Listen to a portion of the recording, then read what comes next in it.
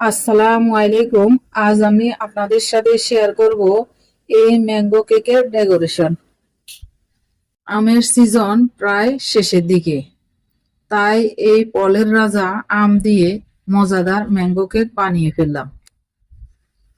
এখানে আমি বোর্ডের উপরে কিছুটা ক্রিম দিয়ে এরপর দিয়ে দিলাম কেকের একটা লেয়ার। এখানে আমি 1.5 পাউন্ড ভ্যানিলা স্পঞ্জ কেক বানিয়েছি। কেকের উপরে ভালোভাবে সুগার সিরাপ দিয়ে এর উপরে দিয়ে দিলাম হুইপ ক্রিম।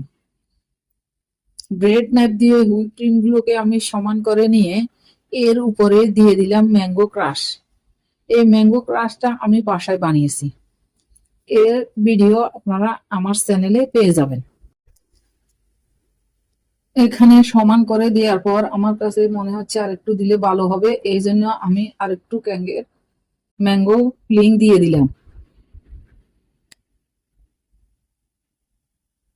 এখন আমি স্লাইস করা কিছুটা আমের টুকরো এখানে দিয়ে দিতেছি। আপনারা চাইলে দিতে পারেন, আবার না চাইলে নাও দিতে পারেন। এরপর আমি আরেকটা কেকের লেয়ার বসিয়ে দিলাম। বসিয়ে এর উপর সুগার সিরাপ দিয়ে এখন আমি কিছুটা হুইপ ক্রিম দিয়ে কেকটাকে ক্রাম কোটিং করে ফ্রিজে রেখে দেব। কেকটাকে ফ্রিজ থেকে বের করে নিয়ে এখন আমি হুইপ ক্রিম দিয়ে কেকটাকে কভার করব। কেকের উপরে কিছুটা ক্রিম দিয়ে আমি সমান করে নিতেছি। প্রথমে আমি কেকের সাইডে ফিনিশিং আনবো, এরপর কেকের উপরে ফিনিশিং আনবো। এই হুইপ ক্রিমের সাথে আমি ম্যাঙ্গো ক্রাশ ব্যবহার করে নেই। আপনারা চাইলে এই হুইপ ক্রিমের সাথে ম্যাঙ্গো ক্রাশ মিক্স করে কেকটা কভার করতে পারেন। এতে করে কেকের টেস্টটা অনেক ভালো আসবে, কেকটা খেতে অনেক মজা লাগবে। আমি শুধু হুইপ ক্রিম দিয়ে এই কেকটা কভার করতেছি। এখানে আমি কেকের প্রথমে সাইডে ফিনিশিং আনবো, এরপর কেকের উপরে ফিনিশিং আনতেছি। কেকের সাইডে আমি ব্রেড নাইফ দিয়ে একটা জিগজ্যাগ ডিজাইন দিয়ে দিয়েছি।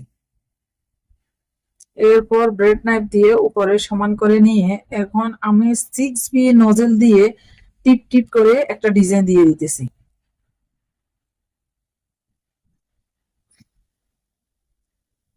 স্লাইস করা ম্যাঙ্গোর পিস গুলো এখন আমি কেকের মাঝখানে দিয়ে নিজের মতো করে ডিজাইন করে নিতেছি।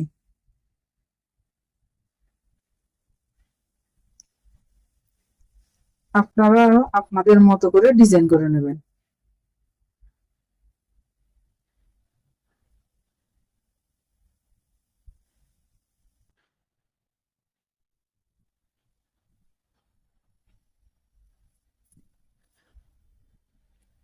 কেকের সৌন্দর্য বাড়ানোর জন্য এখানে আমি উপরে কিছুটা পাতা দিয়ে দিয়েছি এবং 6B নজল দিয়ে যে ডিজাইন করেছি তার উপরে গোল্ডেন সুগার বল দিয়ে দিতেছি।